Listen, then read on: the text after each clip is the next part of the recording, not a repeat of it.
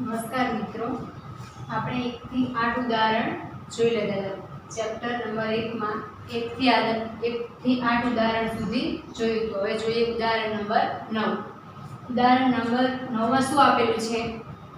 ઉદાહરણ 9 માં કીધું છે કે ગણ 5 એ આપેલો છે 1 3, પછી બીજો ગણ છે b 1 5 9 અને c ગણ આપેલો છે 1 3 5 7 અને 9 આપેલા છે. આપણને કેટલા ચાર ગણ આપેલા છે. એક તો આપેલો છે ખાલી ગણ, પછી a b અને c, એમ કેટલા ચાર ટોટલ ગણ આપેલા છે. શું કીધું છે કે નીચે દર્શાવેલી દરેક ગણની જોડીની વચ્ચે સમના સબસેટ અથવા નોટ સબસેટ સમાવિષ્ટ કરો. આપણને નીચે ખાલી જગ્યાઓ આપી છે એટલે ગણની જોડીઓ આપી છે. ગણની જોડી આપી છે ખાલી ગણ એટલે કે 5 અને b, a b એ બધા આપેલા છે. એની વચ્ચે કઈ સંજ્ઞા આવશે એ આપણે મૂકવાની છે, સબસેટ કે નોટ સબસેટ. કાં તો બંને વચ્ચે સબસેટ મૂકવાનું અથવા નોટ સબસેટ.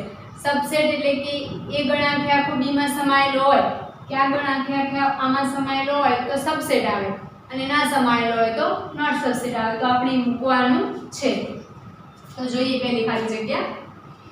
પહેલી શું આપેલી છે કે 5 ખાલી જગ્યા b, 5 ખાલી જગ્યા b. હવે 5 છે તો દરેક ગણનો ઉપગણ છે. 5 શું છે? દરેક ગણનો ઉપગણ છે, માટે 5 તો હંમેશા શું આવશે? સબસેટ જ આવશે. અહીંયા કોઈ પણ ગણ હોય 5 હોય એટલે સબસેટ જ આવે, કારણ કે 5 એ દરેક ગણનો ઉપગણ છે.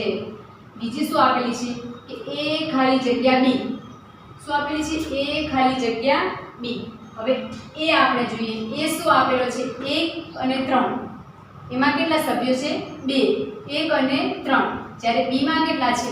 1 5 અને 9. આમાં એક સભ્ય છે તો આમાં છે જ, પણ આમાં 3 છે આમાં છે નહીં. સબસેટનો અર્થ તો શું થાય કે દરેકે દરેક ઘટક આ ગણમાં હોવા જોઈએ.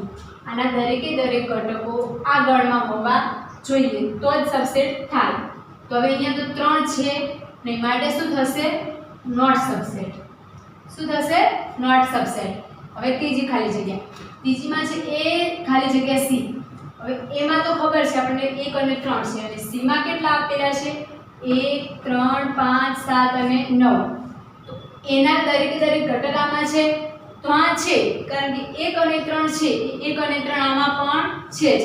આમાં ભલે બીજા 5 7 અને 9 વધારાના છે, પણ 1 અને 3 તો આવે જ છે, માટે એ ગણ આખો c માં સમાઈ જાય છે. તો શું થશે? a subset c. સબસેટનો અર્થ કે આ ગણ આમાં સમાઈ જવો, આખો ગણ સમાઈ જવો. હવે લાસ્ટ છે કે b ખાલી જગ્યા c. b ખાલી જગ્યા c. b આપણો શું છે? 1 5 અને 9, અને c છે 1 3 5 7 અને 9.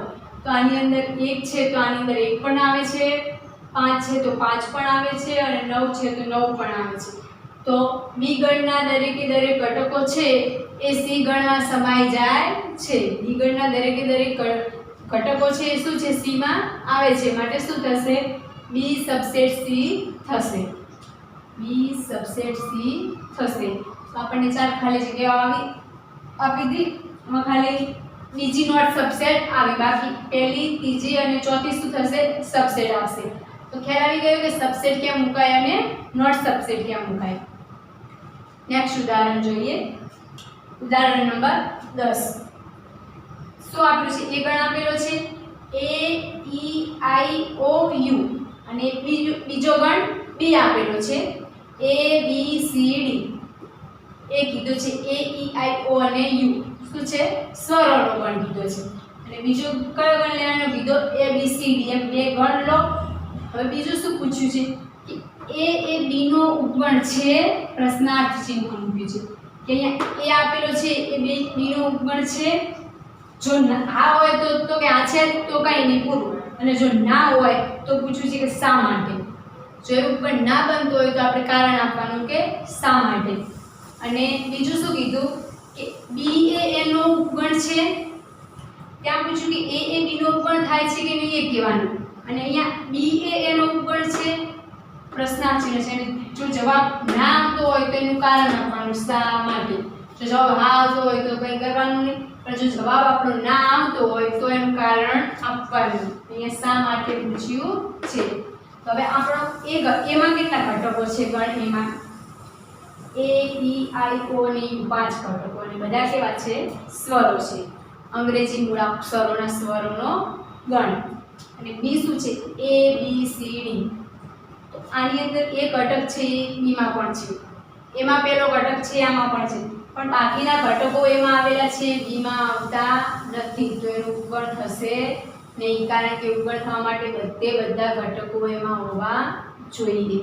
તો એ બી નો ઉગણ થશે નહીં. અહીંયા પૂછ્યું છે કે એ બી નો ઉગણ છે, તો આપણો જવાબ શું આવશે ના. અને જો ના આવતો હોય તો કારણ આપવાનું. કારણ શું આપશો કે એના દરેક ઘટક એ બીના ઘટક છે નહીં. એનો પ્રત્યેક ઘટક બીનો પ્રત્યેક ઘટક થતો નથી.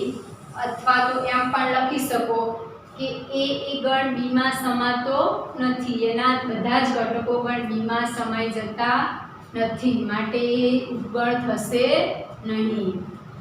કારણ આપવું હોય તો શું આપશો કે એના પ્રત્યેક ઘટક બીના ઘટક થતા નથી અથવા તો બીમાં નથી, માટે એ બી નો ઉગણ નથી. બીજું શું કીધું છે કે બી એ નો ઉગણ છે. હવે બી માં શું આપ્યું છે એ બી સી અને ડી, અને એમાં આપ્યું છે કે ઈ એ ઈ આઈ ઓ યુ. આમાં પણ એ છે આમાં છે, પણ બાકીના બી સી ડી છે એ ગણ એમાં આવેલા નથી. બાકીના ઘટકો છે એ ગણ એમાં છે નહીં, માટે એના પણ દરેક ઘટક આ બી ના પણ દરેક ઘટક એમાં સમાતા નથી. એટલે કે બી ના ઘટકો છે એના ઘટકો બનતા નથી, માટે શું થશે બી એ એનો ઉપગણ થશે નહીં. એટલે કે બી સબસેટ એ થશે નહીં. તો અહીંયા શું છે બી એ એનો ઉપગણ છે તો કે ના. તો કારણ શું આપશો કે એનો પ્રત્યેક ઘટક બીનો ઘટક બનતો બીનો પ્રત્યેક ઘટક એનો ઘટક બનતો નથી, અથવા બીના ઘટકો એમાં સમાયેલા હોતા નથી. એટલે કે બી ગણ એમાં સમાયેલો નથી. કારણ તમે આ જ કારણ આવશે, આ જ કારણ બનશે. અહીંયા બી ની જગ્યાએ એ આવશે અને એની જગ્યાએ બી આવશે. બરાબર? તો પડે ગઈ ખબર કે એ બી નો ઉપગણ નથી અને બી એનો પણ નથી. એક પણ એકનો ઉપગણ છે નહીં. હવે ઉદાહરણ નંબર 11 જોઈએ. ઉદાહરણ નંબર 11 શું આપેલું છે કે એ બી અને સી ત્રણ ગણ છે. એ બી અને સી ત્રણ કોઈ પણ ગણ છે. આપેલું છે કે એ બિલોંગ્સ ટુ બી અને બી સબસેટ સી છે. હવે અહીંયા બિલોંગ્સ ટુ આપ્યું છે અને અહીંયા સબસેટ આપ્યું છે. સબસેટનો અર્થ શું થાય કે ગણ આખે આખો આમાં સમાઈ જાય. ગણ આખે આખો આમાં સમાઈ જાય. અને બિલોંગ્સ ટુ નો અર્થ શું થાય કે આનું સભ્ય હોવું. આ ગણ છે ને એ આનો એક સભ્ય જશે, અને આનો અર્થ શું થશે કે આખે આખું આમાં સમાઈ જવું. એટલે કે બી ના જેટલા પણ ઘટકો હશે એ સી ના પણ ઘટકો હશે જ. બરાબર? અને આમાં એ ગણ છે એ બી માં સમાઈ જતો હશે. એનો ઘટક નહીં હોય, આખે આખો સમાઈ જતો હશે. એ ગણ જ આખે આખો બી ગણમાં આવશે. તો આ બે આપેલું હોય કે થતું હોય તો એ સબસેટ સી સાચું છે. તો આવું થાય એ સબસેટ સી થાય. જો થાય તો બરાબર છે, અને જો તમારો ઉત્તર ના હોય તો, એટલે કે જો આવું થતું ના હોય, આપણો જવાબ ના આવતો હોય તો ઉદાહરણ આપો. બરાબર? જો આપણો ઉત્તર ના આવતો હોય તો ઉદાહરણ આપો. તો આવું થશે નહીં. કેમ કે અહીંયા શું કીધું છે કે એ સબસેટ બી નથી કીધું, એ બિલોંગ્સ ટુ બી કીધું છે. એટલે કે એમાં આપણે જેટલા પણ ઘટકો લઈએ એ બીમાં સમાઈ જતા હોય તો એ આપણે ગણ સ્વરૂપે લઈએ. અહીંયા આપણને શું કીધું છે કે એ બી સી ત્રણ ગણ છે. આપણે એને ગણ સ્વરૂપે લઈએ, બીને પણ ગણ સ્વરૂપે લઈએ. તો બી લખીએ ને એમાં આ એક ગણ છે ને એ આખે આખો ગણ સ્વરૂપે જ અંદર મૂકવાનું. એ શું છે આખે આખો બીનો ઘટક છે, સભ્ય છે, માટે એ આખે આખો ગણ છે આ ગણમાં આવશે. પછી બી જે ગણ થયો બીમાં શું થશે, બીના અમુક ઘટકો હશે અને એ આખે આખો ગણ હશે, એ સીમાં આવશે. શું થશે? એ સબસેટ સી થશે. એ સબસેટ તો સી નહીં થાય, કારણ કે સબસેટનો અર્થ કે આખે આખોમાં સી માં સમાઈ જવું, પણ આની અંદર તો શું થશે, બી આખે આખો સમાયેલો હશે પણ બી માં એના ઘટકો નહીં હોય, બી આખે આખો ગણ જ સમાયેલો હશે, માટે આવું થશે નહીં. ઉદાહરણ લઈને જોઈએ તો વધારે ખ્યાલ આવશે. બરાબર, ઉદાહરણ લઈને જોઈએ. ઉદાહરણ લઈએ, ધારો કે એ આપણે કોઈ પણ ગણ લઈ લઈએ, એક એ આપણો શું લઈ લઈએ, કોઈ પણ આપણે ગણ લીધો, ગણ લેવાના છે BC3, આપણે ગણ એક લઈ લીધો, ઉદાહરણ માટે ખાલી સમજવા પૂરતું લઈ લીધું એક. હવે એ શું આપ્યું છે, belongs to B, A belongs to B. જ્યારે આપણે બી લઈશું ને કે બી આપણો કેવો થશે, બી બરાબર બી ગણમાં છે તો ગણમાં આવશે. હવે આ એ છે એ આખે આખોનો સભ્ય છે એટલે આમાં ખાલી એક નહીં આવે, આ રીતે એક નહીં આવે, આ ગણમાં એક છે, આખે આખો ગણમાં એક જ આમાં આવશે, એટલે કે આ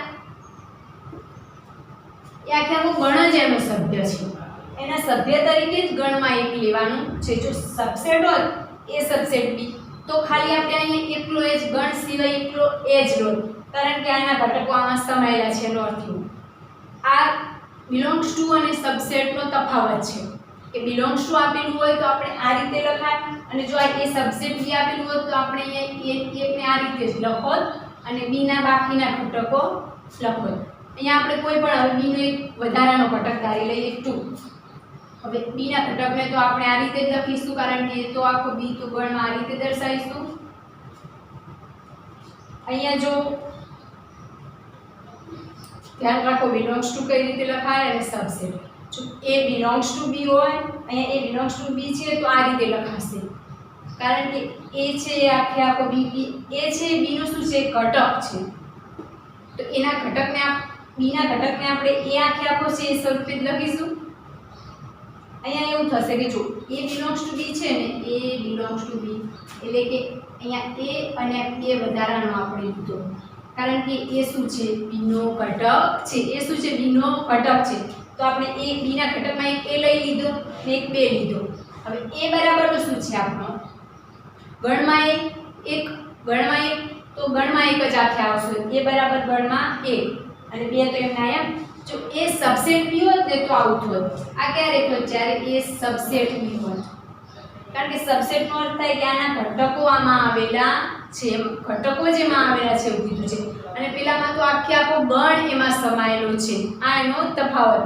બિલોંગ્સ ટુ નો અર્થ કે નું સભ્ય હોવું, એટલે કે એ બી નો સભ્ય છે, તો આ સભ્ય લખ્યો આપણે એ હતો એ, અને એ સબસેટ બી નો અર્થ, બિલોંગ્સ ટુ નો અર્થ નું સભ્ય હોવું, સબસેટ નો અર્થ કે માં સમાયેલું હોવું, એટલે કે એ આખે આખો બી માં સમાયેલો છે એનો અર્થ કે શું થશે, એના ઘટકો બધા જ બી ના ઘટકો છે, એટલે કે એક એનો ઘટક હતો તો એ બી માં સમાયેલો છે. બરાબર, તો અહીંયા આપણને બિલોંગ્સ ટુ આપ્યું છે તો આવું થશે.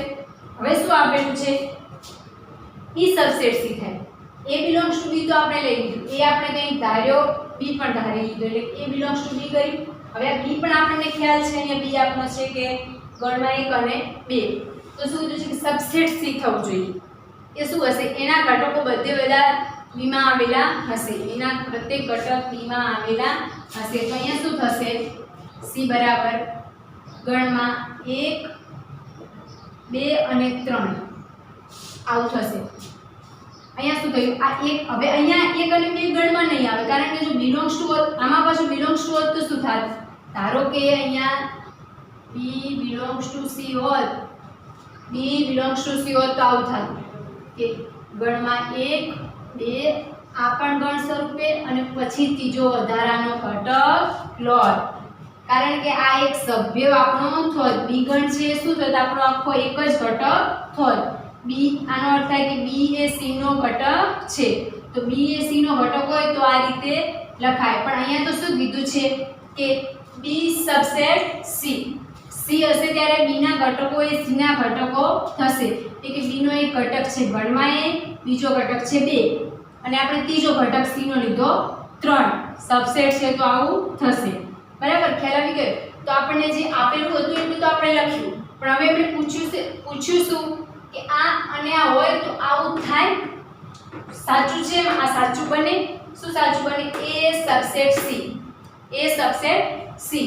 તો હવે આપણે એ સબસેટ સી કરવાનો છે, તો એ સબસેટ સી ક્યારે થશે, હવે એ શું આપેલું છે આપણો એ શું આપેલું છે ગણમાં 1 બરાબર એ સબસેટ સી કીધો છે અહીંયા શું આપેલું છે આખે આખો એ આપેલો છે આવું આપણે ક્યારે લખી શકીએ બિલોંગ્સ ટુ હોય ત્યારે કારણ કે જો એ બિલોંગ્સ ટુ સી તમે લો ને તો આ એ આપેલો છે ને ગણમાં 1 છે એ નો સભ્ય થાય એ સી નો સભ્ય થાય તો આપણે સી માં 1 અને 2 ઘટકો લઈએ 2 અને 3 વધારાના લઈએ અને 1 શું લઈએ એનો ઘટક તો ગણમાં થાય તો અહીંયા તો શું આપેલું છે સી માં શું આપેલું છે ગણમાં 1 તો એ ગણમાં 1 ક્યારે થાય જ્યારે એ બિલોંગ્સ ટુ હોય ત્યારે એ બિલોંગ્સ ટુ સી હોય ત્યારે પરંતુ એ સબસેટ હોવા માટે શું જરૂરી છે એ સબસેટ થવા માટે એ છે સબસેટનો અર્થ થશે કે એના દરેક ઘટક સી માં આવેલા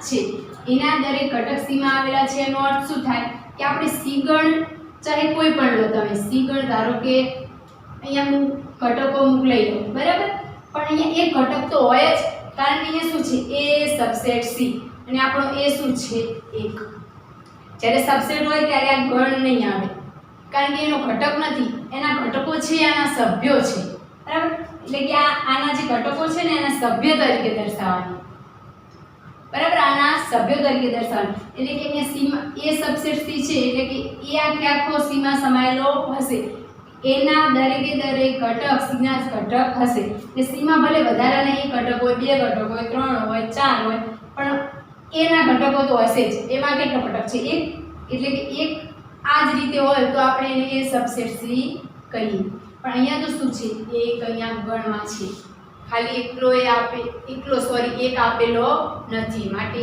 આ શેમાં આપ્યું છે બિલોંગ્સ ટુમાં તો સબસેટ તો થશે જ નહીં આની અંદર ધારો કે આ એક આપેલો હોય તો સબસેટ થાય પણ અહીંયા આપણને ગણમાં 1 આપેલો છે માટે આવું થશે ને અહીંયા સાચું છે નહીં તો અહીંયા કીધું છે કે જો તમારો ઉત્તર ના હોય તો ઉદાહરણ આપો તો આપણે જે ઉદાહરણ આપ્યું એમાં આપણો જવાબ ના જ છે એવું થતું નથી તો ઉદાહરણ આપણે શું આપીશું કે ધારો કે a બરાબર 1 હોય અહીંયા વ્યવસ્થિત લખી દઈએ કે ધારો કે a બરાબર 1 લઈએ b બરાબર 1 અને 2 લઈએ અને c બરાબર શું ઉદાહરણ લઈશું 1 2 અને 3 લઈએ આવું કરીએ તો શું થશે a બિલોંગ્સ ટુ b અને b સબસેટ c થાય પરંતુ a નોટ સબસેટ c થાય કારણ કે અહીંયા કારણ લખવું હોય તો શું લખશો કે 1 is not belongs to c બરાબર કારણ કે આ રીતે c અંદર આવતો છે નહીં આખો ગણમાં આવે છે બરાબર માટે આવું થશે નહીં આપણે આ ઉદાહરણ લઈએ તો થઈ જાય તો ખ્યાલ આવી ગયો સબસેટ અને બિલોંગ્સ ટુ હોય ત્યારે કઈ રીતે દર્શાવીશું અને સબસેટ હોય ત્યારે કઈ રીતે દર્શાવવું તો આપણું ઉદાહરણ નંબર 9 10 અને 11 પતી ગયું ચલો આગળ ચાલુ કરીએ આગળ આપણે ઉપગણો r ના અંતરાલમાં કઈ રીતે દર્શાવાય એ જોયું હતું બરાબર ઉપગણોને r ના અંતરાલમાં કઈ રીતે દર્શાવાય એટલા સુધી જોયું હતું એના પછી આવશે આપણો ઘાત ગણ શું આવશે ઘાત ગણ એટલે કે પાવર સેટ ઘાત ગણ એટલે શું થશે ઘાત ગણ એટલે કોઈ પણ ગણ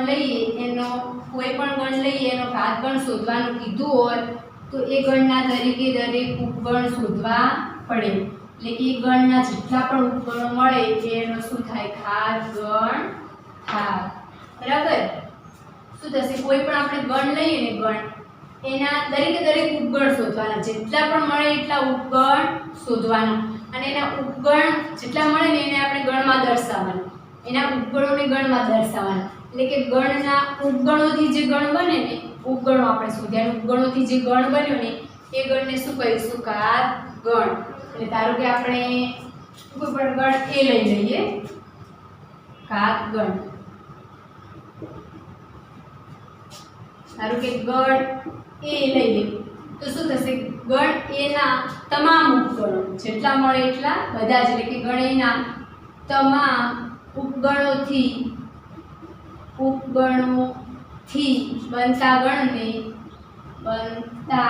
ગણને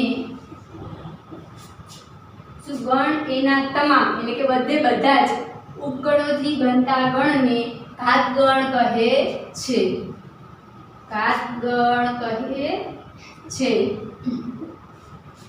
અથવા તો power set.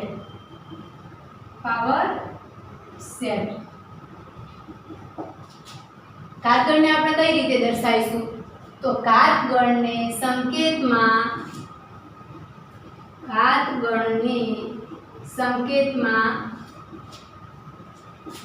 P of A અને શું વાંચીશું? P of A.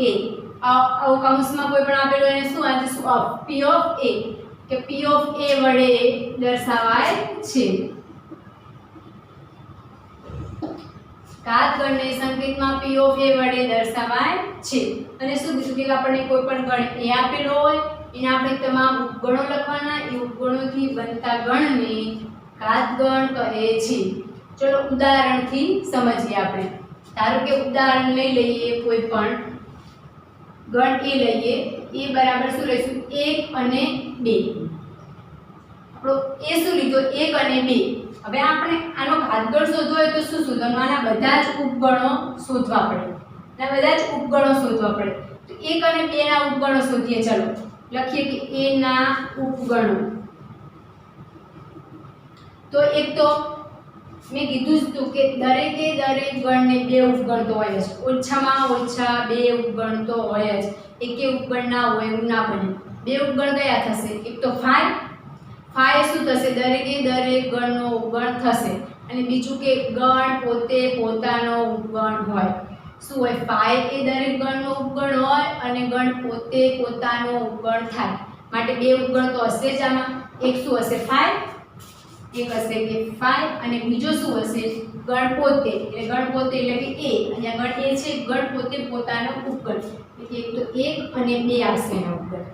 હવે બીજું કયું આવશે? આનો ઉપગણ આવશે એકલો 1 લખીએ તો એનો ઉપગણ આવશે આ થશે. એ સબસેટ એ હોય, આ હોય એ સબસેટ એ થાય.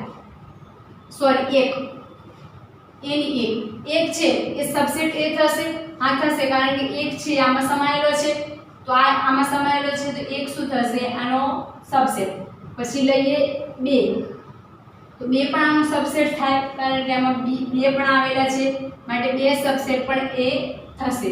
માટે 5 1 2 એટલે કે ગણ એ પોતે 1 અને 2 આના 4 ઉપગણો થશે. આના સિવાય પાંચમો કોઈ પણ ઉપગણ થશે નહીં. તો આ ઘાતગણોથી બનતા ગણને આપણે ઉપગણોથી બનતા ગણને ઘાતગણ કહેવાય. એટલે આ આપણે શું કર્યું? બધા એના ઉપગણ શોધ્યા અને એનું એક ગણ બનાવ્યું. કે એને આપણે ગણ સ્વરૂપે લખ્યું. બધા જ ઉપગણો લખ્યા અને એને આપણે ગણમાં દર્શાવ્યા. એટલે કે ગણ સ્વરૂપે લખ્યું. તો કે A હોય એના તમામ ઉપગણો લીધા અને એનાથી બનતો ગણ, આ ઉપગણોથી બનતો ગણ થયો એને શું કહેવાય? ઘાતગણ કહેવાય. તો આ આપણો શું થશે? ઘાતગણ થશે. A નો ઘાતગણ. આને શું કહીશું? A નો ઘાતગણ અથવા તો P of A. આને P of A વડે પણ દર્શાવાય. શેના વડે? આને P of A વડે. આના બરાબર P of A થશે. હવે બીજું એ કે આપણે જો આ P of A છે ને એની અંદર સંખ્યા શોધવી એટલે કે કેટલી આવશે તો એનું એક બીજું પણ સૂત્ર છે. શું થશે? ધારો કે જો આની અંદર શું થાય છે? આની અંદર તો થોડા છે એટલે આપણે શોધી શકીએ કે આમાં કેટલા ઘટકો છે? 1 2 3 અને 4. એટલે કે આમાં તો number of P of A બરાબર 4 થશે. n એટલે કે number of P of A એટલે કે એના સભ્યોની સંખ્યા. સભ્યોની સંખ્યાને આપણે નંબર ઓફ વડે દર્શાવીએ. નંબર ઓફ A વડે. અહીંયા number of P of A છે તો 4 થશે. પણ આનું એક બીજું પણ સૂત્ર છે કે જો A બરાબર એટલે કે નંબર ઓફ A બરાબર m હોય, કોઈ પણ સંખ્યા m હોય, નંબર ઓફ A એટલે કે A હોય એના ઘટકોની સંખ્યા. એમાં આપણને m ઘટકો હોય તો પાવર સેટના કેટલા સભ્યો થશે? Number of P of A. જો A બરાબર m હોય, આપણને A તો આપેલો જ હોય અને પછી કીધું હોય કે આના ઘાતગણોની સંખ્યા શોધો. એ આપેલો હોય અને એવું કીધું કે ઘાતગણના સભ્યોની સંખ્યા શોધો. તો આપણે સભ્યોની સંખ્યા કઈ રીતે શોધીશું? આના ઘટકો તો આપણને આપેલા જ હશે એટલે આપણે ગણી શકીએ. એ જે હોય એ 2 ની ઘાતમાં લખવાનું. 2 ની ઘાતમાં લખવાનું. અહીંયા ઘાત ગણ નામ ઉપરથી આપણને ખ્યાલ આવે કે એના સભ્યોની સંખ્યા કંઈક ઘાતમાં આવતી હશે. એટલે કે અહીંયા a ના જેટલા પણ ઘટકો આવેલા હોય એ 2 ની ઘાતમાં લખવાના. 2m. m એટલે આપણે a ની સંખ્યા 2 તો અહીંયા એમનો m જ રહેશે. પણ અહીંયા m આપણો ગણ આપેલો હશે એના ઉપર આધારિત હશે. ગણમાં જેટલી પણ સંખ્યા આપેલી હશે એના ઉપર આધારિત થશે. અહીંયા આપણને એમાં કેટલા ઘટકો આપેલા છે આ જ ઉદાહરણ લઈએ તો 1 અને 2. તો અહીંયા શું થશે? m શું છે? m શું છે? આપણો નંબર ઓફ a. એમાં આવેલા ઘટકોની સંખ્યા. તો અહીંયા બે સંખ્યા છે 1 અને 2. તો 2 ની 2 ઘાત. 2 ની 2 ઘાત શું થશે? 4. તો આપણને મળી ગયા એની સંખ્યા. અહીંયા આપણે આમ લખી શકીએ 2 ની 2 ઘાત 4 એટલે 2 નો વર્ગ. ચલો આપણે કોઈ એક મોટું ઉદાહરણ લઈએ. ધારો કે અહીંયા આપણે 1 2 3 લઈ લઈએ. 1 2 ને 3. તો આપણો p ઓફ a શું થશે? અહીંયા p of a. p of a એટલે કે એનો ઘાતગણ. ઘાતગણ એટલે કે આના બધા જ ઉપગણો. એના બધા જ ઉપગણો. ચલો એના ઉપગણો લખીએ. પહેલા તો 5 અને ગણ પોતે. એ બે તો લખી જ દેવાના. 5 અને ગણ પોતે. તો 5 અને ગણ પોતે શું થશે? 1 2 અને 3. બીજાના ઉપર લખી. બીજાનો ઉપગણ શું થશે? 1 થશે. તો આ થાય 1 સબસેટ એ થાય. પછી 2 આવશે. 2 સબસેટ પણ થાય. 3 પણ થાય. 4 ના થાય કારણ કે આમાં 1 2 અને 3 સભ્યો છે. પછી બીજું શું આવશે? 1 2 આવશે. હા તો 1 અને 2 પણ આમાં છે તો આવશે. પછી 1 3 પણ આવશે અને 2 3 પણ આવશે.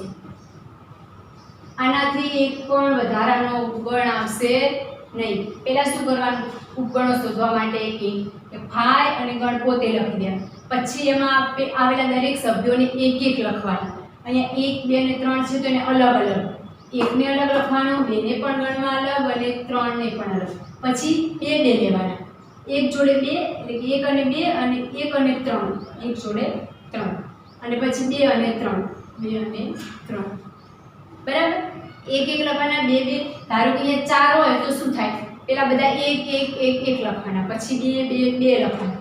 પછી 3 3 3 લખવાના. અને 4 તો આવી જ ગયા હશે ગણ પોતેમાં. તો અહીંયા કેટલા સભ્યો થયા? 1 2 3 4 5 6 7 8. ટોટલ કેટલા સભ્યો થયા? અહીંયા 8. અહીંયા તો આપણે નાનું છે તો ગણી શકીએ. પણ કદાચ મોટી સંખ્યા આપેલી હોય અને આપણને એવું કીધું હોય અહીંયા આના ઘટકો આપણે કહી દીધા હોય કે આટલા છે અને આના શોધવાના કીધા હોય તો આપણે આ સૂત્રની મદદથી શોધીએ. અને આ પણ આપણે ઉપગણો સાચા શોધ્યા છે કે નહીં એ ચેક કરી લઈએ. અહીંયા આપણો નંબર ઓફ એ શું થશે? અહીંયા એ શું છે? 1 2 3 ઘટકો આપેલા છે એકમાં. Number of A 3. Number of A બરાબર કેટલો થશે? 3. એના સભ્યોની સંખ્યા. એમાં કેટલા સભ્યો છે? 3. તો આપણો number of p of a શું થશે? 2m. 2 અને m બરાબર આપણો number of a. Number of a એટલે કે 3. હવે 2 ની 3 ઘાત. 2 ની 3 ઘાત કેટલી થાય? 8 જ થાય. 2 ગુણ્યા 2 ગુણ્યા 2. 2 દુ 4 અને 4 દુ 8. તો 8 થશે. તો આપણો આ ગણીને આપણે શોધ્યો અને આ સૂત્રની મદદથી શોધ્યો. ખ્યાલ આવી ગયો? અને અહીંયા 2m છે એની જગ્યાએ તમે 2 નંબર ઓફ a આવું લખો તો પણ ચાલે. કારણ કે m બરાબર શું છે? આપણો નંબર ઓફ a. m બરાબર number of a. Number of a એટલે કે a ના સભ્યોની સંખ્યા. અને 2 ને ઘાતમાં લખો એટલે તમને ઘાતગણોની સંખ્યા મળી જાય. તો ઘાતગણ શોધતા આવડે. ઘાતગણ શોધતા આવડે અને ઘાતગણમાં રહેલા સભ્યોની સંખ્યા એટલે કે number of p of a. બરાબર. આ ઘાતગણ થયું. હવે સાર્વત્રિક ગણ જોઈએ આપણે. સાર્વત્રિક ગણ. સાર્વત્રિક ગણ કોને કહીશું? સાર્વત્રિક ગણને પહેલા તો આપણે u વડે દર્શાવીશું. સાર્વત્રિક ગણ એ આપણે શેના વડે દર્શાવીશું? સંકેત u. u થશે સાર્વત્રિક ગણનું ઇંગ્લિશ થશે યુનિવર્સલ સેટ. યુનિવર્સલ સેટનો u. યુનિવર્સલ સેટનો u. અહીંયા તો પાવર સેટ. પાવર સેટનો p થતો હતો. અહીંયા આપણે p ઓફ a વડે દર્શાવ્યો p થતો પાવર સેટનો. એ સાર્વત્રિક ગણ એટલે કે યુનિવર્સલ સેટ. યુનિવર્સલ સેટ એનો થશે u. હવે આપણે યુનિવર્સલ સેટ સાર્વત્રિક ગણ કોને કહીશું? સાર્વત્રિક ગણ પહેલા તો કે આપણું જે રકમ એટલે કે ઉદાહરણ આપેલી હશે એના પર આધારિત હશે, બધામાં સાર્વત્રિક ગણ એક જ થશે નહીં. ચલો તો ઉદાહરણ આપણે જોઈએ કે ધારો કે આપણે સંખ્યા સહતિની વાત કરીએ એટલે કે કોઈ પણ સંખ્યાઓની વાત કરીએ. એમાં ચલો આપણે પ્રાકૃતિક નંબર લઈએ. પ્રાકૃતિક નંબર લઈશું તો એના ઉપગણો કેવા થશે? આપણે પ્રાકૃતિક ગણો એના ઉપગણો કેવા હોય તો યુગ્મ સંખ્યાઓનો ગણ, અયુગ્મ સંખ્યાઓનો ગણ, વિભાજ્ય સંખ્યાઓનો ગણ, અવિભાજ્ય સંખ્યાઓનો ગણ, આ બધા શું થશે? એના ઉપગણો થશે. તો આપણે જે ઉપગણો લીધા ને યુગ્મ, અયુગ્મ સંખ્યા, વિભાજ્ય, અવિભાજ્ય, એ બધાનો સાર્વત્રિક ગણ શું થશે? n. એ બધાનો આપણે સાર્વત્રિક ગણ લખવો હોય તો શું લખી શકીએ? n. r પણ લખી શકીએ, પણ પહેલા શું આવશે? n આવશે. પહેલા એ બધી સંખ્યા કેવી આવશે? n માંથી જ આવશે. માટે એનો સાર્વત્રિક ગણ શું થશે? n થશે. પ્રાકૃતિક સંખ્યાઓનો ગણ. કારણ કે પ્રાકૃતિક સંખ્યાઓ છે એનો સાર્વત્રિક ગણ શું થશે? પૂર્ણ સંખ્યાઓનો ગણ પણ લખી શકીએ, પૂર્ણાંક પણ થાય, અથવા તો r રિયલ નંબર તો થાય જ, વાસ્તવિક સંખ્યાઓનો ગણ. પછી ધારો કે પૂર્ણાંક સંખ્યા આપેલી હોય એનો આપણે સાર્વત્રિક ગણ શું લઈશું? સમય સંખ્યાઓનો ગણ અથવા તો વાસ્તવિક સંખ્યાઓનો ગણ. અસમય સંખ્યાઓનો ગણ આવશે નહીં, કારણ કે અસમયની અંદર પૂર્ણાંક સંખ્યાઓ આવે નહીં. બરાબર? સમય સંખ્યાઓનો કીધું હોય તો પણ વાસ્તવિક ગણ થાય, એનો પણ અસમય ના આવે. અસમય સંખ્યાઓ કીધી હોય તો એનો પણ સાર્વત્રિક ગણ શું થાય? વાસ્તવિક સંખ્યાઓનો ગણ. બરાબર? લગભગ ઉદાહરણમાં સાર્વત્રિક ગણ આપી દીધેલો હશે, પણ આપણે સાર્વત્રિક ગણ કોને કહીશું? કે જે આપણને બીજા ગણ આપેલા હશે ને a b c નાના ગણ, એ બધા જ એમાં સમાયેલા હશે, એના કરતાં મોટું, એટલે કે એ જેના પણ સબસેટ હશે, ઉપગણ હશે, ગણ આપેલા હોય આપણને જે 1 2 3 4 જે પણ ગણ આપણને આપેલા હોય એ ગણનો જે મોટામાં મોટો ઉપગણ હોય ને એને આપણે સાર્વત્રિક ગણ કહીશું. ધારો કે આપણે દુનિયામાં વસ્તી ગણતરી કરતા હોઈએ તેમાં સાર્વત્રિક ગણ શું થાય? દુનિયામાં રહેલા દરેકે દરેક વ્યક્તિઓનો ગણ. કારણ કે આપણે વ્યક્તિ ગણતરી તો પુરુષોની ગણતરી કરે, સ્ત્રીઓની કરે, બાળકોની કરે, વૃદ્ધોની, એમાં અલગ અલગ કરે, પણ એ બધા શું થશે? વ્યક્તિઓ થશે દુનિયાના. તો એ બધાની ગણતરી કરીએ તો એમાં આપણે સાર્વત્રિક ગણ શું લઈએ? યુ. ખાલી સમજવા માટે કે સાર્વત્રિક ગણને આપણે કોને કહીશું? કે કોઈ પણ ગણ આપેલા હોય ને એ જેના પણ ઉપગણ હોય ને એનું જે પણ ગણના ઉપગણ હોય ને ઉપગણને શું કહેવાય? સાર્વત્રિક ગણ. ધારો કે આપણે 2 4 6 8 એવી સંખ્યા લીધી, 2 4 6 8. હવે આ 2 4 6 8 આપણું શું છે? 2 4 6 અને 8. આ શું થશે? યુગ્મ સંખ્યાઓ છે. તો આનો સાર્વત્રિક ગણ તરીકે આપણે કાં તો એવું લખી શકીએ કે બધી જ યુગ્મ સંખ્યાઓનો ગણ. આનો આપણે સાર્વત્રિક ગણ કીધો હોય યુગ તો શું થાય? બધી જ યુગ્મ સંખ્યાઓનો ગણ. કેવી યુગ્મ? અથવા તો પ્રાકૃતિક સંખ્યાનો ગણ પણ તમે લઈ શકો, કારણ કે આ બધી કેવી છે? પ્રાકૃતિક છે, માટે પ્રાકૃતિક પણ લઈ શકો. પણ યુગ્મ બધી જ યુગ્મ છે, પણ અયુગ્મ નથી, તો યુગ્મ સંખ્યાઓનો ગણ પણ લઈ શકાય. કારણ કે એની અંદર 3 આવી જતા હોય, આની અંદર અહીંયા 3 આવતા હોય તો આપણે શું લેવું પડે? પ્રાકૃતિક સંખ્યાઓનો ગણ. તો ખ્યાલ આવી ગયો કે સાર્વત્રિક ગણ કોને કહીશું. તો આટલે સુધી આપણે રાખીએ.